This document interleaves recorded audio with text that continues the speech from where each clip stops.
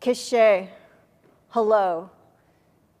My name is Rear Admiral Michael Wiyaki, and I am a proud member of the Zuni Indian tribe. Until this past Monday, I was Chief Executive Officer at Phoenix Indian Medical Center. PIMC is the largest of 26 federal hospitals within the Indian Health Service, an agency of the Department of Health and Human Services that provides health care to the indigenous peoples of this land. The mission of the Indian Health Service is to raise the physical, mental, social, and spiritual health of American Indians and Alaska Natives. It is our responsibility to uphold the federal government's obligation to promote healthy people, communities, and cultures. It is also our responsibility to honor and protect the inherent sovereign rights of tribes. It is a noble mission and my why for working in Indian healthcare, and it what keeps me energized each and every day. It is truly a blessing to be entrusted with the responsibility to lead the best healthcare team in our agency. We have been on a journey to improve not only the quality of care that we provide, but also the environment that we work in. We've been doing this through relationship-based care, which we call improving patient care through relationships.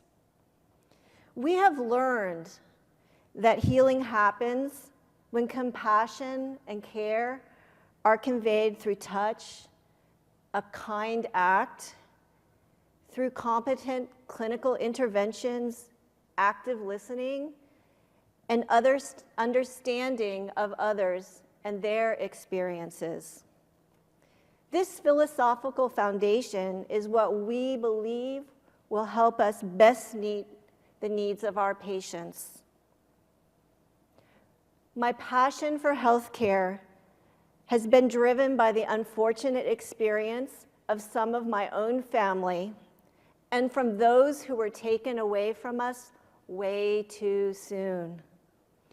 I am reminded of the terrible toll that diabetes, heart disease, and substance abuse has inflicted on our Native people.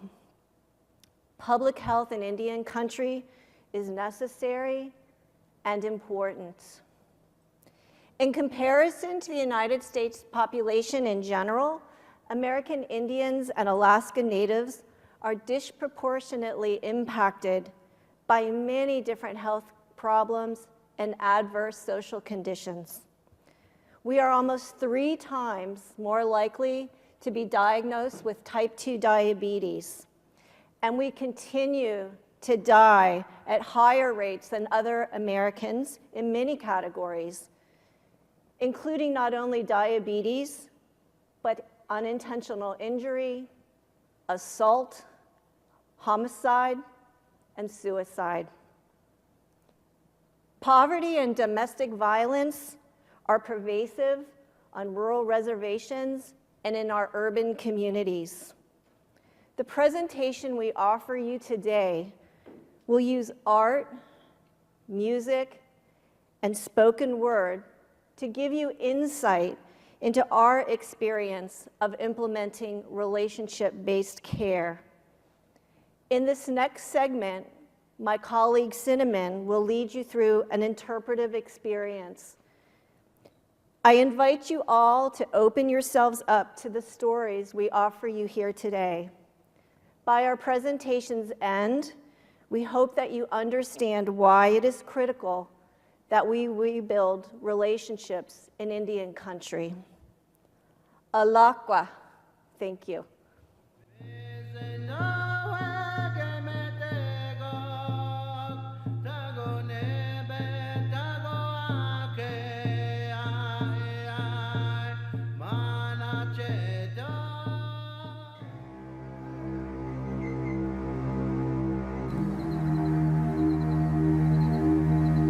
To the indigenous woman, I'm sorry we have not fought harder for you.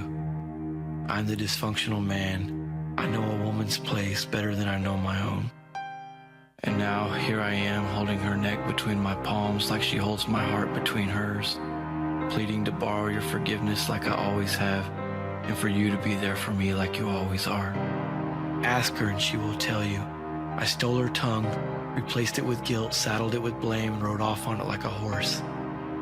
Choose your words like chess pieces, burn your hopes like cedar, pull that smoke over you like a blanket, put a cigarette out on you 'cause I can. Pray that someone hears you. Clutch it, pretend it's still there, even after it's gone. This path of least resistance, the intersection of law and people, to doctors without clues, for say-nothing neighbors, do-nothing attorneys, and quiet parents with no memories. Thank you. You make all of this possible. We couldn't fail these women without your help. For the woman and her baby left for dead by the police in her home while they gave a ride to her attacker back to his house. To the girlfriend punched in her pregnant stomach, to the wife who took the beatings so her kids wouldn't have to. To the daughter who found a man as abusive as her dad, to the co-ed who will never go to the 9 again, to the restraining order as strong as the paper it's made from, and to the shelter with not enough beds. I give 1,000 sweats for rape victims, 1,000 doctorings for husbands, 1,000 prayer ties for courage, 1,000 meetings for silence, 1,000 songs for patience, and 1,000 fires or enough light to fill a room, to reflect off a mirror the size of the moon, just so we can see ourselves for what we are. Complicit. So I dare you to protect them, Mr. President. I dare you to make laws for them, Senator and Representatives. I dare you to try to stop me, tribal leaders. I dare you to go look for me, police officer. For every 1,000 Native women in your district, 330 of them will be sexually assaulted. 88% of the perpetrators will be non-Native, and every piece of every legislation needs a champion, but not all champions are leaders, and not all leaders are men, just like not all kisses are wanted, and not all laws are consensual. They trespass her body like they trespass this land, in the corner of a HUD home, in the backseat of a car, in a courtroom, in every hall of every government. We fail them. And the terrorist threat is in the same house, in the same car, goes to the same school, and works at the same job, and the threat 10 times more likely to murder her than anyone else. This war is at home. Living room battlegrounds, bathroom infirmaries, backseat trenches, fists like tanks, sex like a war trophy. Under treaties of silence, she whispered to me, "Please, please stop. I am your wife. I am your sister.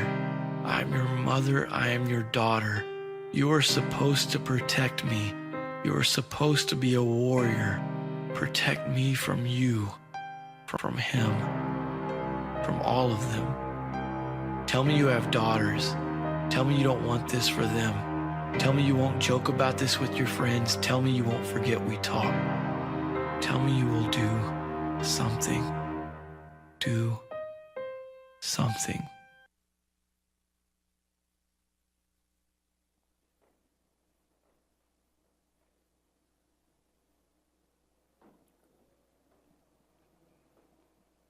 The poem we just heard said, "This war is at home." It mentions living room battlegrounds, parents with no memories. The story I'm going to offer you now is told through the eyes of a 14-year-old girl. I know this girl, and I love her, and I ask as I read that you listen, you feel her, and you love her too.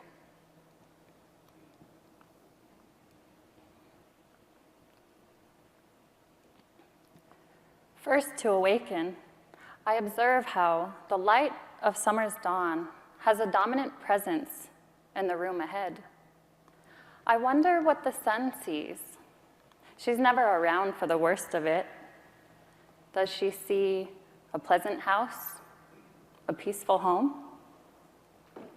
As I tiptoe down the hallway, I'm hesitant but ready for what I may or may not find.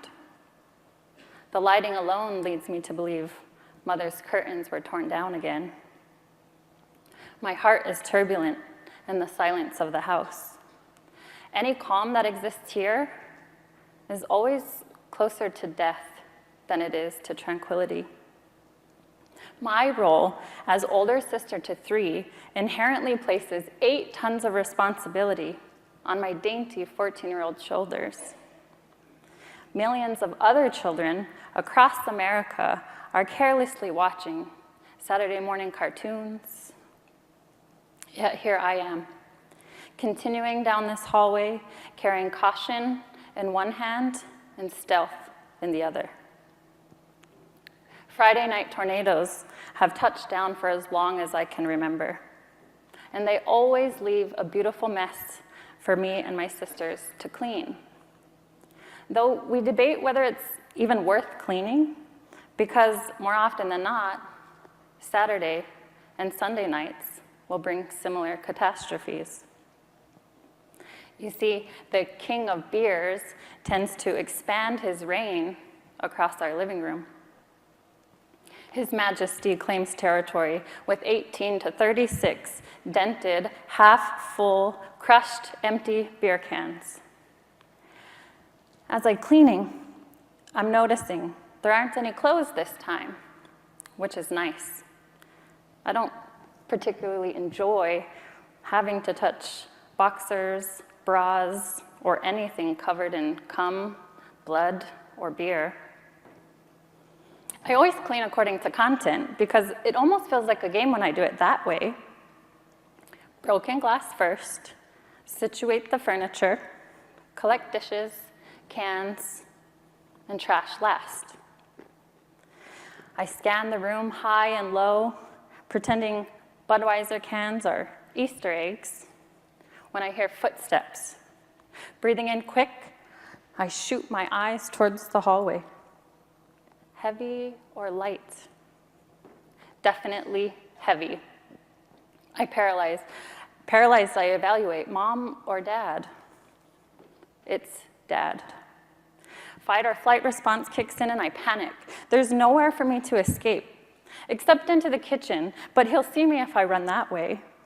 I can't disappear behind the couch because I'm gonna have to come out sooner or later. The footsteps get closer. My heartbeat climbs through my throat, into my cheeks, and almost makes it to my eyes before I realize it's too late to hide. You see, no one ever knows what spirit to expect in Dad the morning after. Some days, he'll wake up the same blood-veined, bulging, raging lunatic from the night before. But some days, he'll wake up this soft-spoken, nice guy who wants to take the kids fishing. My face becomes flush, and I inhale to prepare myself for the unknown. I don't know who's coming around the corner. Whoa, he says. Startled, he staggers back a few steps. He shakes his head and blinks to wipe the sleep from his eyes. He manages, "Hey, sweetie," with this crooked smile before a disgusting belch broke loose. I was safe for now. My heart used to break at every scene of fighting that played out before me. I could only imagine how much it would hurt my mom to be hit by full force by my dad when he's in that maniac stage. When I was just 7, I tried to justify the pain that mom felt. I used the following logic. Well, dad's a big person, and mom's a big person, and they're the same size. Well, my sister Elizabeth and I are the same size, and it doesn't hurt me when she hits me, so it must not really hurt mom to be hit by dad.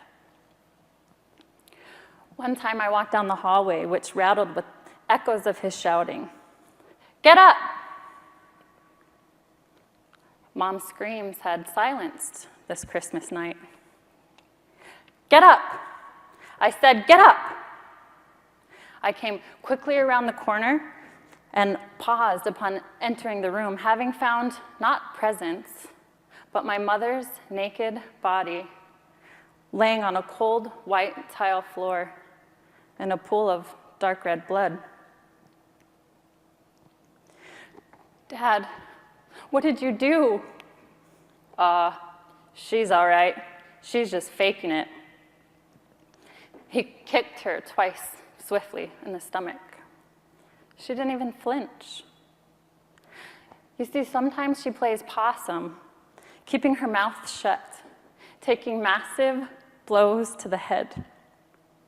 Her teeth are clenched together until they come close to cracking. Her tears escape from closed eyelids.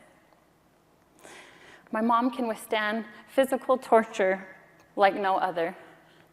She bears the bruises, scratches, and bite marks like a warrior. She wears sunglasses and extra makeup in public, but she can't fully hide it. Anyone who hasn't seen has surely heard that my dad is an abusive drunk. But he's one of the most educated and feared men around. Even my uncles who are bigger than him are afraid of him. Pathetic fools. Mom stays with him for the kids, or maybe because she has no money of her own.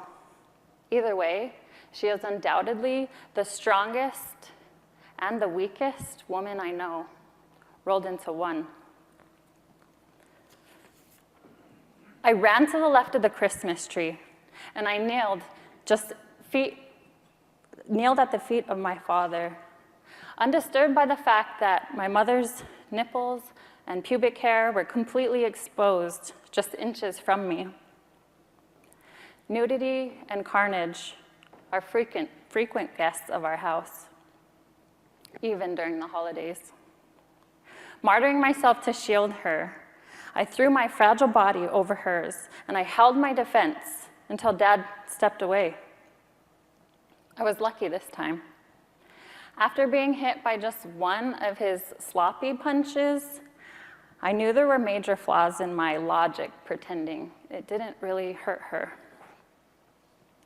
I sat on the ground and held my mom's cold face in my hands. We were covered in her blood.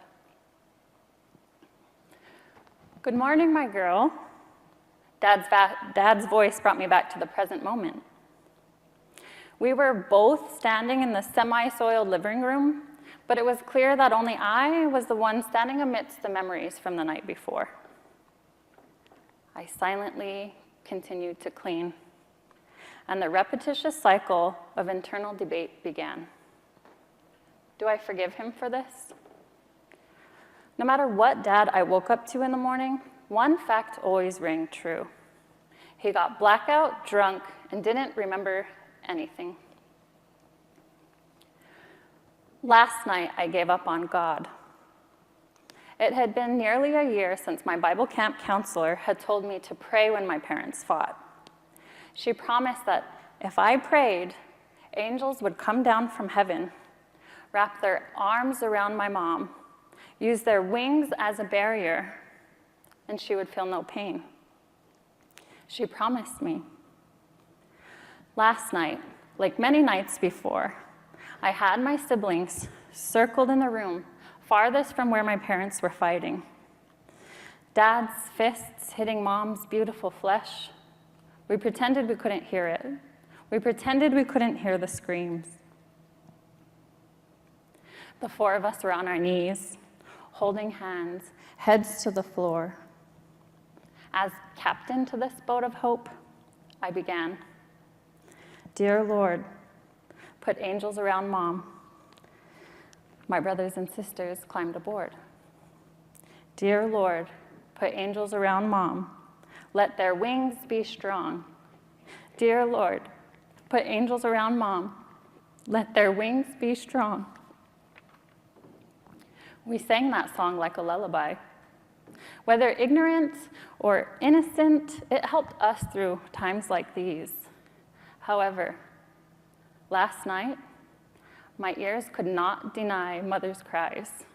She felt pain. The prayer continued to flow from my mouth, but the meaning suddenly melted to disbelief. Held in secret from the crew, I kept praying. But I knew there were no angels. There was no God. It was all a lie. Get in here, all of you. After relinquishing my faith, I was commanded to bring my 2 sisters and my baby brother into the bedroom. We marched in single file, like the army we were trained to be. Dad sat in the armchair in the corner of the room, and my mom appeared to be recovering from one of his choking sessions. You see, he liked to lay on top of her, using all of his weight to smash her mangled body underneath him. She would gasp for air. She couldn't cry for help. He'd press his forearm firmly under her jaw or just all over her face if he felt like it. Grabbing my 4-year-old brother by the hand, he lifted him up and placed him on his lap. And he began to cry. "Your mother and I are getting a divorce," he said, with his head hung low. Next for us came the choice. "I'm taking Junior. If you girls want to come with us, then take a step this way. If you want to stay with your disgrace of a mother, then just stand there. It's okay if you don't want to come with me." His tears were contagious. My siblings, struck by fear, stood hand in hand. How could we make this choice? How could we choose who we wanted to live with? We loved both Mom and Dad. Looking over my shoulder, I searched for my mother's eyes. She was slouched on the bed, hair matted and reaching out in different directions. Her glasses were lost or broken.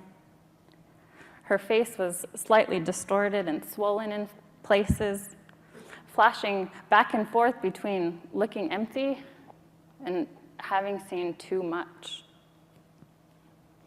Her body silently hummed a melody of numbness. My younger sister, Anne, was the first to be taken by Dad's tears. She stepped right his way. That left Elizabeth and I standing in solidarity as we watched her walk.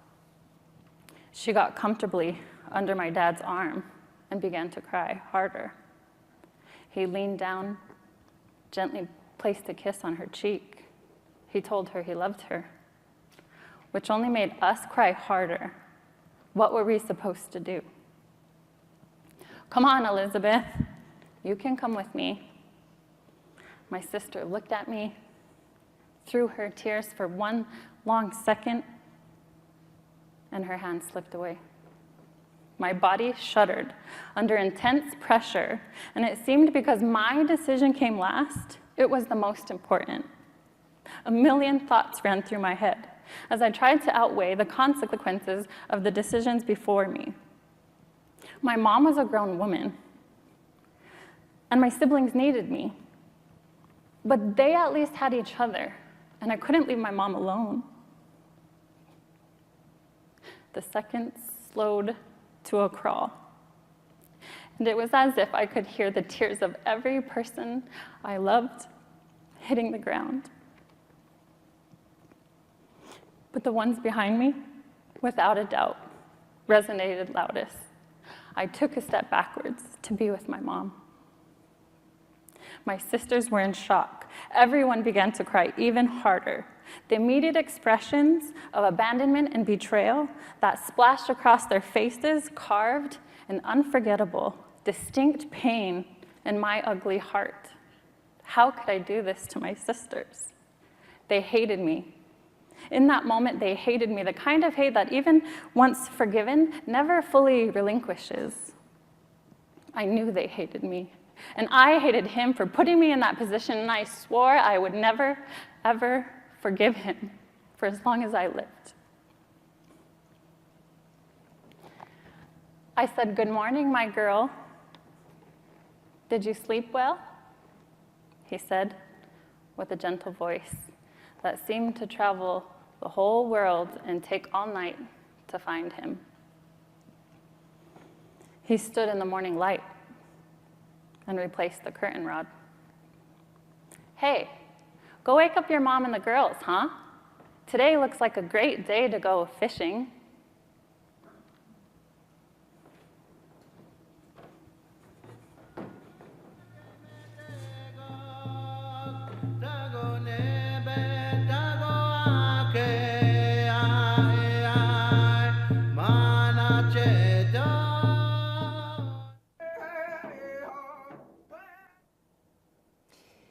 These are the silent stories that our patients and our staff carry with them each day. They are heartbreaking, powerful, important, and very, very difficult to hear. What I have learned, and what I hope all of us gathered here today begin to learn, is the role historical trauma plays in the Indian Health Service and in our struggle to implement relationship-based care. I imagine that PIMC was drawn to RBC for many of the same reasons as all of you. I imagine that all of us have been amazed by how deep the process takes an organization and its people. In Indian country, going deep means acknowledging some uncomfortable truths, like hospital closures, like Senate investigations, an aging infrastructure, huge and growing health disparities for Native people. Going deep means having honest conversations about how historical trauma impacts every one of these issues. Cinnamon and Admiral Wiyaki have already begun this honest conversation. Cinnamon, in sharing the story of alcohol-fueled domestic violence on a remote Indian reservation. Admiral Wiyaki, in sharing the devastation of diabetes, suicide, substance abuse. The truth is, though, it's not about them, our patients, and us, our staff. It's about the devastating, collective, intergenerational group trauma experienced by Indian people. The ongoing roles of racism and discrimination, and the emotional responses to collective trauma and loss absolutely play out in how our staff should show up to work every day. We don't get to leave our histories at the door. The good news is that RBC offers us a way to reduce suffering, not only for our patients, but for ourselves. Over half of our staff has already attended Reigniting the Spirit of Caring, and the other half will. All of us who have participated knows that RSC takes us deep, deep with ourselves and deep with our colleagues. Sometimes it feels too deep, like we're drowning, and then a colleague reaches out and pulls us to safety. A quarter of our staff have attended LEO. We've developed workshops on keeping our hearts at peace. And still, it's not enough. And so we keep trying. We created the PACE program for new nurse leaders that incorporates many of the concepts and skills needed for RBC. We built a 10-week skills group for staff that focuses on mindfulness, distress tolerance, emotion regulation, and effective communication.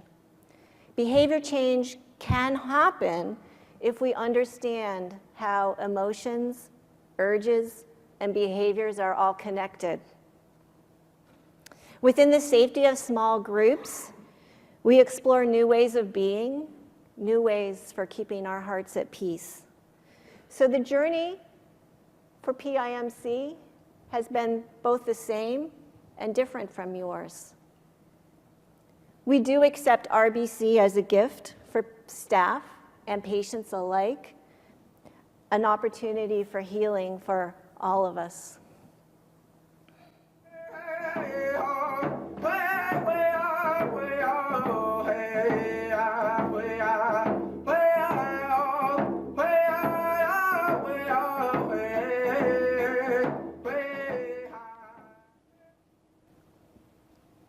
Caring begins at our very core. It's about giving permission to be human, where authenticity is more important than perfection. To a greater sense, we are learning to appreciate our imperfections as a strength worth celebrating. Each of us have personal stories of discovery and growth. To step out of one's comfort zone is where the beauty of this all begins. We have 4 more stories to share with you today. Their stories are a beautiful reminder of discovery, growth, fear, discomfort, perseverance, and love. My most profound observations on this journey has been the awakening of the human spirit, unleashed and empowered for the greater good. My name is Holly Olson. I was raised right here in rural Minnesota in a small farming community of about 1,100 people, most of which I was related to, don't you know? I remember as being non-native actually looking at a map of Indian country, and I was surprised on how many reservations were actually located right here in Minnesota, North Dakota, South Dakota, and Iowa. They were so close to my home, and yet I never knew. After serving about 10 years in the Air Force, I transferred to the U.S. Public Health Service, and as part of that obligation, I agreed to work for one of the federal agencies. So that's where my journey with the Indian Health Service began.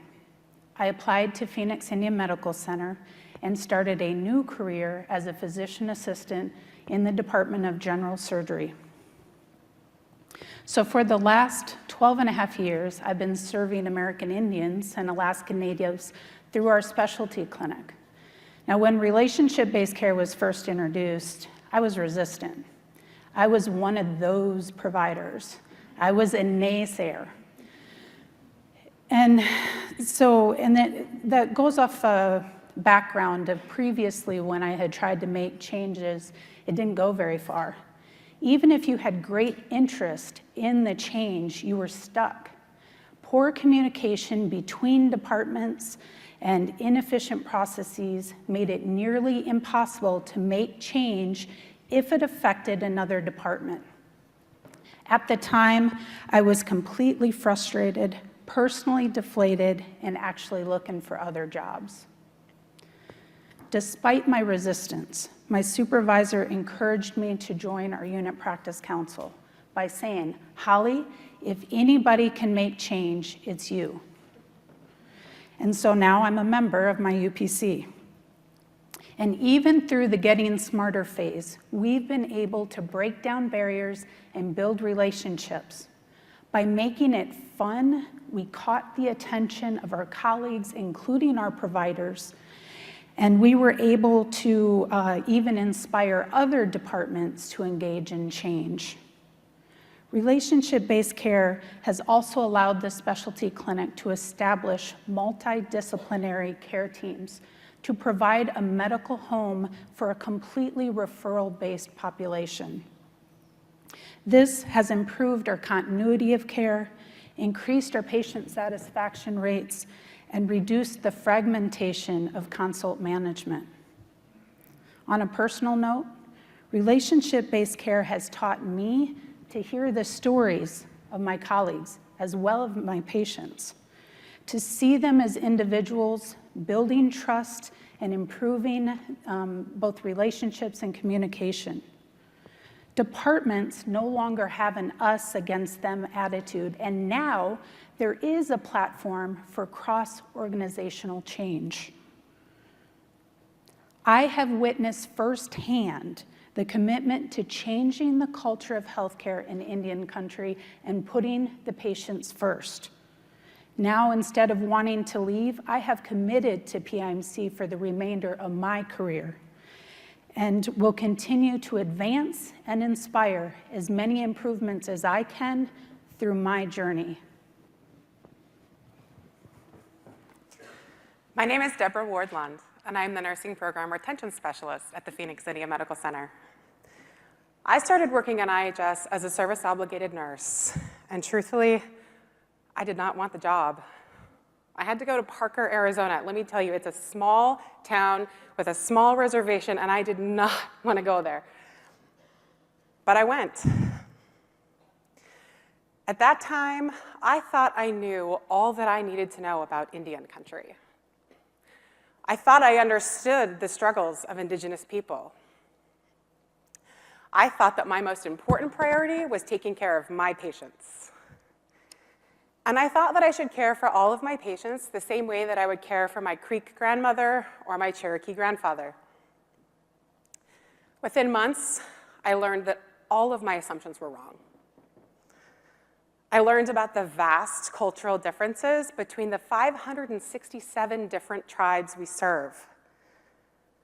When one of my coworkers became my patient for the first, second, third, and then 10th time, I realized that caring for my colleagues was just as important as caring for my patients. After my first short year, serving in the Indian Health Service was no longer my obligation, it became my calling. And now I can't see myself doing any other work. 5 years into my IHS career, I became the supervisor of the medical surgical unit at the Phoenix City Medical Center. At that point, I had a pretty solid understanding for how to care for my patients and my staff members, but I became really frustrated when others didn't share my comprehension. Then along came RBC, which provided a formula for how to share lessons that I had learned through experience, but didn't yet know how to articulate to others. Now, as a leader of nurse leaders, I rely on the RBC framework to teach others how to overcome assumptions, individualize care, and share our painful, beautiful, incredible stories. RBC has taught me how to listen and how to hold space when a story is just told through tears. I practice difficult conversations every day because I now know that assumptions are so much more damaging than difficult questions. RBC has taught me that creating a culture of patient safety requires us to feel safe with one another and within ourselves.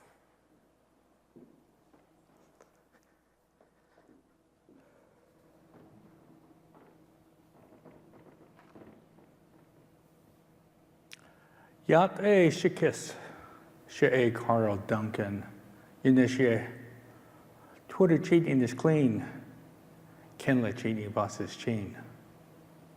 The Baha, the Chiche, the Hatsoy, the Net, the Chanele. My name is B. Carl Duncan. I am a member of the Navajo Nation in northern Arizona. I've been involved with social work since 1981, working with Native children, adolescents, and their families throughout my career.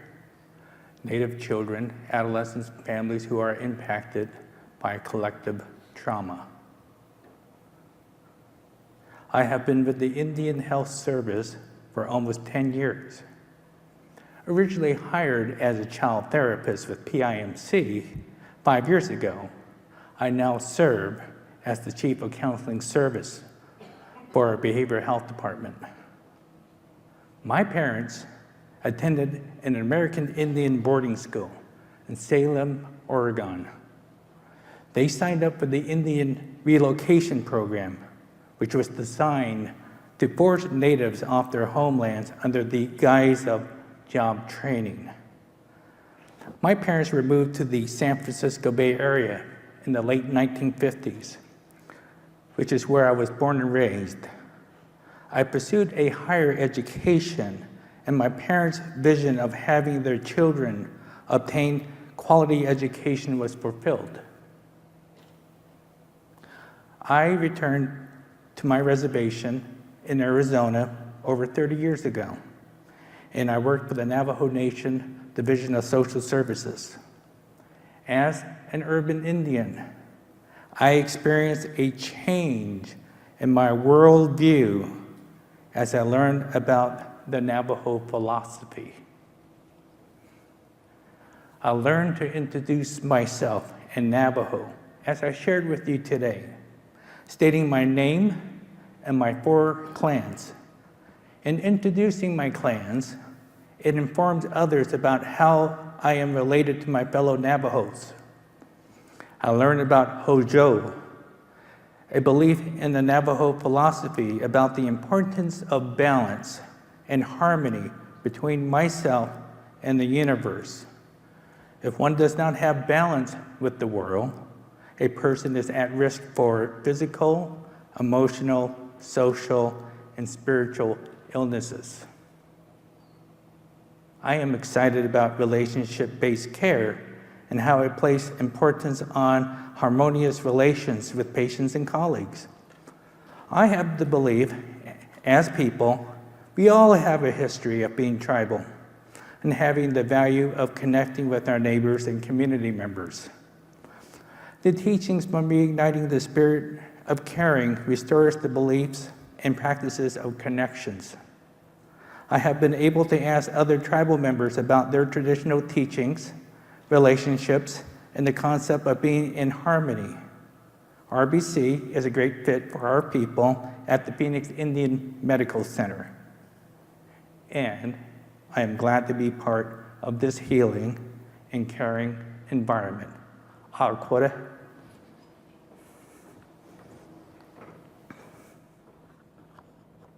Hi, my name is Lisa Olson. I grew up on the Spirit Lake Sioux Indian Reservation near Devil's Lake, North Dakota. And I am a member of the Turtle Mountain Band of Chippewa Indians. I began my career with the Public Health Service and Indian Health Service at Phoenix Indian Medical Center as a staff pharmacist over 19 years ago. And I am currently the Assistant Chief Pharmacist for Outpatient Services over the last 12 years. When asked if I would be interested in becoming a Reigniting the Spirit of Care facilitator, my initial thought was, oh, no way, no way. This definitely was outside of my comfort zone. After giving it more thought, and with encouragement from my colleagues, I asked myself, how am I supposed to grow as an individual if I don't take a chance on myself, others, and this program? That is when I took that first step into helping implement relationship-based care. The biggest impact I've realized from my journey is knowing when to slow down. This includes practicing self-care and being an active listener. We get so busy, caught up in our busy work life, home life, that we don't take the time to really slow down and take care of ourselves or help others.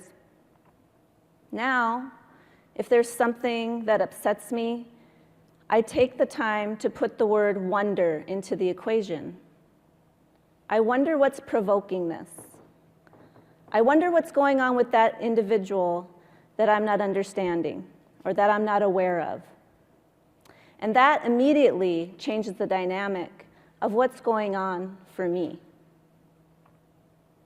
People have a tendency to shut themselves down instead of reaching out and relying on their coworkers for support and guidance. This has created pockets of isolation or silos. We have many incredible people that do amazing things every single day.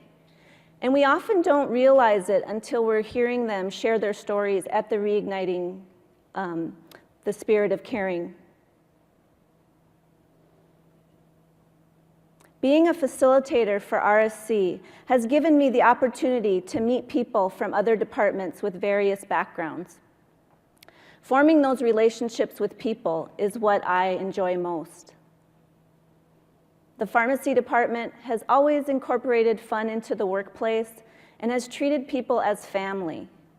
And those have been driving factors for me to want to continue my career at the medical center.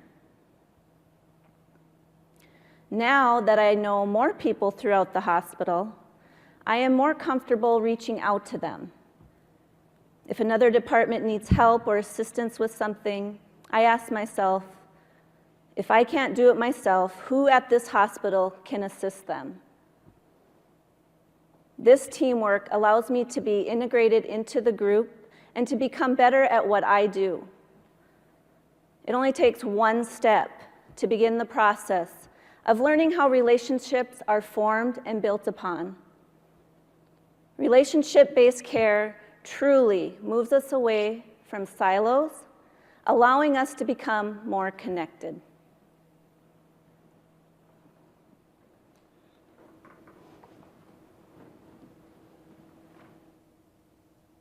As evidenced by the stories, caring comes in many forms, and ultimately, it's about humanity.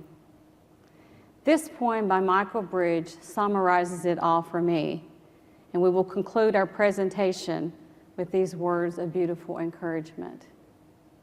When our eyes see our hands doing the works of our heart, a circle is created and completed inside of us. The doors of our souls open up, and love steps in to heal everything in sight.